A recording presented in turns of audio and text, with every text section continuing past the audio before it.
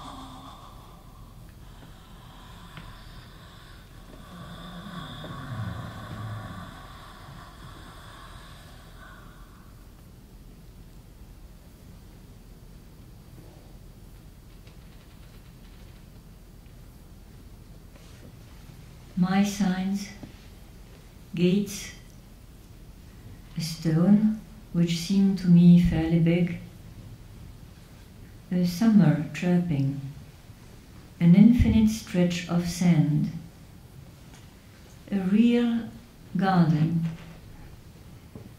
the desperate howl of a dog. I have forgotten this dog. It's my brother who remembers it. It often seems to me that I can hear my brother within me howling in the whole-filled garden. My brother dog, my brother the dog, my desperate dog, the one that runs in me, has a mute howl.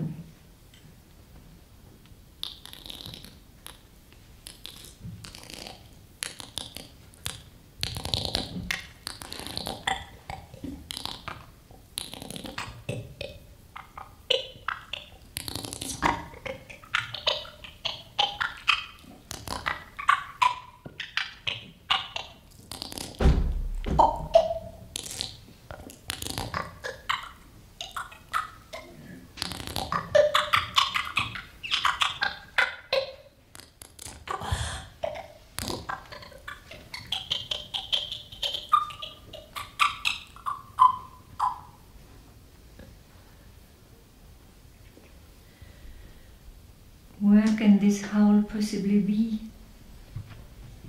In prison. Everything is imprisoned. My dog is in prison, eternally in prison. In the end, even its squeal is in prison. I too am in prison.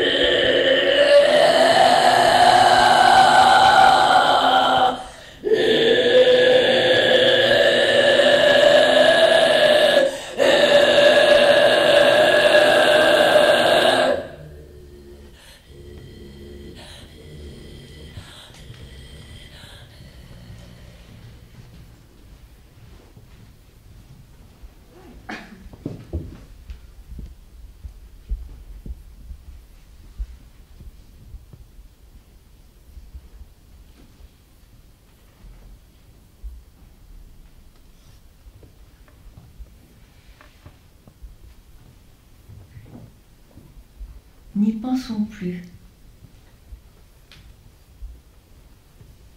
Mais tout de même, parfois, cela m'ennuie de voir que le vol, qui m'est si cher, et surtout grâce à l'homonymie dont il jouit en français, n'est qu'un demi-vol en anglais. C'est comme si ma méduse ne volait que d'une aile, elle qui en a tant. Voilà qu'en traduction, on nous aura volé un vol.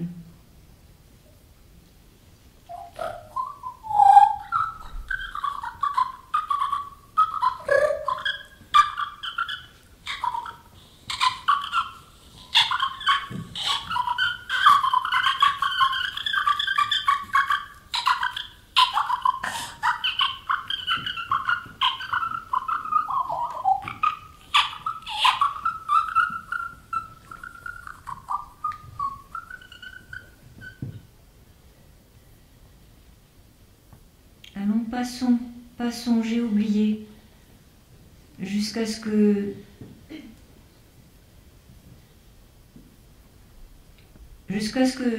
un jour, et puis un autre, et d'autres,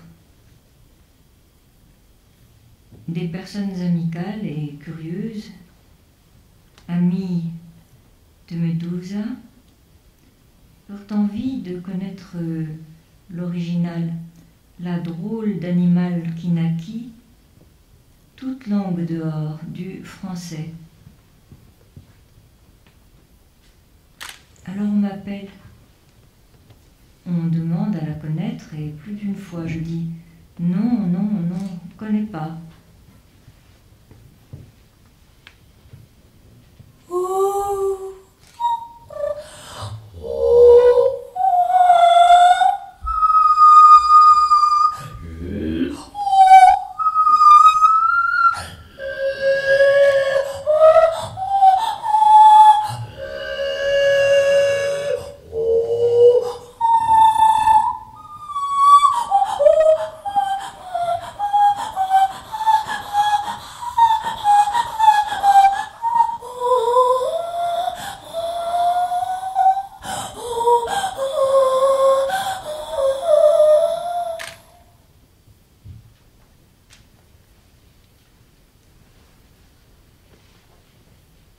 Et puis,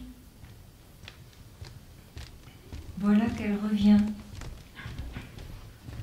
Après avoir fait le tour du monde, la prodigue.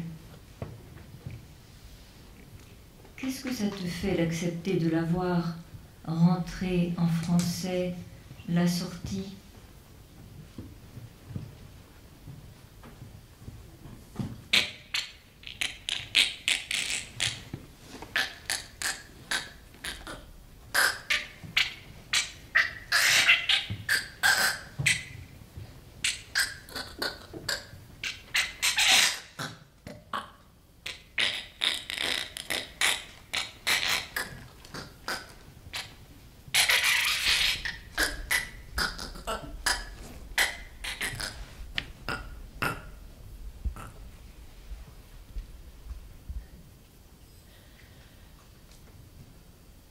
Un effet d'épine rose, dis-je, de même que les fleurs qu'on montre aujourd'hui aux narrateurs de la recherche ne sont les vraies fleurs que dans la mesure où elles ramènent avec elles l'épine rose située à la profondeur du passé, au niveau où elle est immédiatement en communication avec son cœur.